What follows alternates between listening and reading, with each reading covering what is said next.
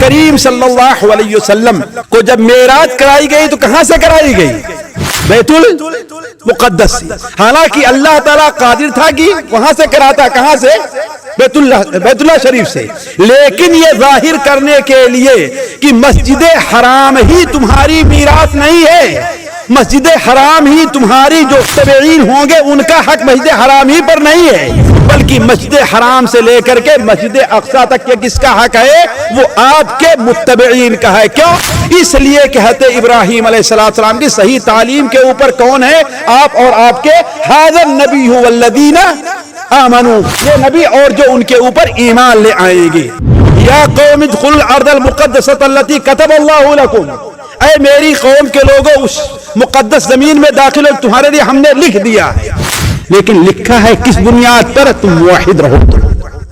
اسی لیے جب تک یہود تھے ان کے قبضے میں تھا، یہود شرک کرنے لگے، نبیوں کو قتل کرنے کے، نصارہ کے قبضے میں آیا، نصارہ نے شرک کیا تو اس کی بعد کس قبضے میں آ گیا؟ مسلمانوں کے قبضے میں آ گیا۔ تو یہ زمین اللہ تعالیٰ کی ہے، اللہ تعالیٰ جس کو چاہتا ہے اور جو اس کا متبع رہتا ہے اس کو اس کی دیتا ہے۔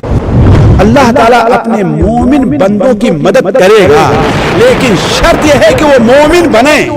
اللہ تعالیٰ فلسطین کو ان کے ہاتھ میں پھر دے گا، شرط یہ ہے کہ وہ مومن بنے۔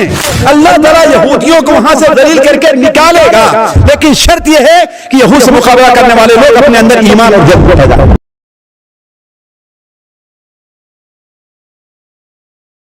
جاتا ہے تو مسجد اقصی جو آج کہا جاتا ہے وہ کئی چیزوں پر مشتمل ہے، جو ہم نے اس کا رقبہ بتایا آپ کا، اس سے اندازہ لگا سکتے ہیں کتنا وسیع ہے۔ بلکہ میں سوچ رہا تھا یہ جو ہماری مسجد ہے اس سے باہر کا جو علاقہ ہے اس سے کہیں بڑا علاقہ مسجد اقصی کا ہوگا، اس لیے کہ ایک طرف 340 میٹر کی لمبائی، یہ کافی لمبائی مانی جاتی ہے۔ اس کے اندر کئی چیزیں ہیں۔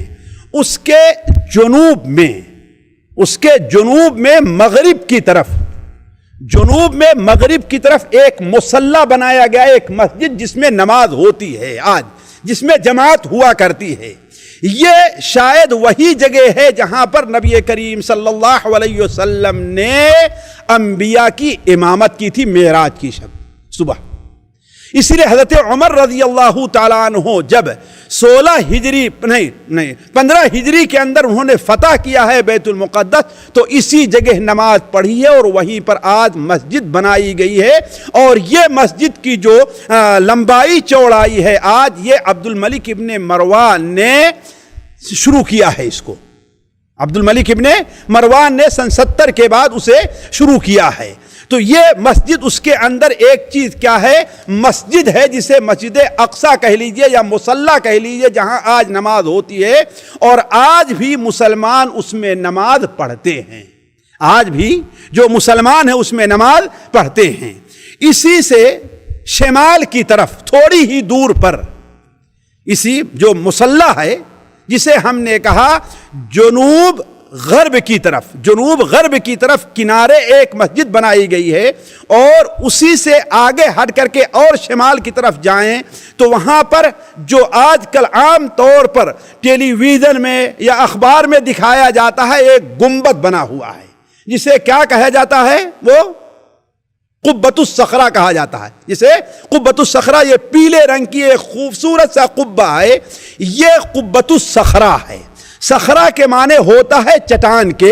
بیت المقدس میں یہ سب سے اونچی جگہ ہے، بیت المقدس میں، مسجد اقصی میں یہ سب سے اونچی جگہ ہے، گویا ایک ٹیلہ ہے، اور کہا جاتا ہے کہ اسی کی طرف رخ کر کے، اسی کو قبلہ بنا کر کے تمام انبیاء نماز پڑھا کرتے تھے۔ اور خود اللہ کے رسول صلی اللہ علیہ وسلم جب تشریف لے گئے ہیں تو آپ صلی اللہ علیہ وسلم نے بھی اسی کو قبلہ بنا کر کے آپ نے نماز پڑھی ہے۔ یہ قبۃ الصخرہ ہے کیا چیز ساتھیوں؟ یہ بیت المقدس یا مسجد اقصی نہیں کہا جائے گا اسے، نہ اسے مسجد اقصی کہا گیا ہے، اسے قبہ کہا گیا ہے۔ اصل میں ہے یہ کہ یہ ایک چٹان ہے اور عجیب و غریب چٹان ہے، زمین سے معمولی سا اس کا تعلق ہے، اور اس کے نیچے ایک غار نما ہے، اس کے نیچے جو تقریباً 4 میٹر چوڑی اور 1.5 میٹر گہری ہے، وہ غار ہے، اس غار کے اوپر یہ چٹان ہے۔ تو کیا ہوا کرتا تھا، جیسا کہ بعض مؤرخین نے لکھا کہ عورتیں جب آتی تھیں اور اس کے نیچے تو بسا اوقات ڈر جایا کرتی تھیں، یہاں تک کہ ایسا ہوا کہ ڈر کی وجہ سے بعض عورتوں کا حمل ساقط ہو گیا، اس لیے کہ اوپر کیا ہے، چٹان دکھتی ہے اور نیچے تو ایسا لگتا کہ ہمارے اوپر گر نہ جائے۔ تو عبد الملک ابن مروان نے اس سے بچنے کے لیے اس کے اوپر ایک قبہ بنا دیا ہے، اور بڑا خوبصورت ہے یہ، بلکہ کہ اپنی صنعت کے لحاظ سے ایک عجیب چیز ہے۔ اور اس کے ارد گرد ذرا دور کیا تو آج کے زمانے میں آج کل وہ عورتوں کے مصلی یعنی عورتوں کے نماز پڑھنے کے طور پر استعمال ہوتا ہے، یہاں پر عورتیں نماز پڑھتی ہیں۔ اسی احاطے کے اندر جو مسجد کا احاطہ ہے، جگہ جگہ پر چھوٹے چھوٹے آپ دیکھیں گے تو قبے بنے ہوئے ہیں، چھوٹے چھوٹے قبے بنے ہوئے۔ یہ کیا چیز ہے؟ یہ اصل میں ساتھیوں ہے کہ یہ درس اور تدریس کی جگہ ہے۔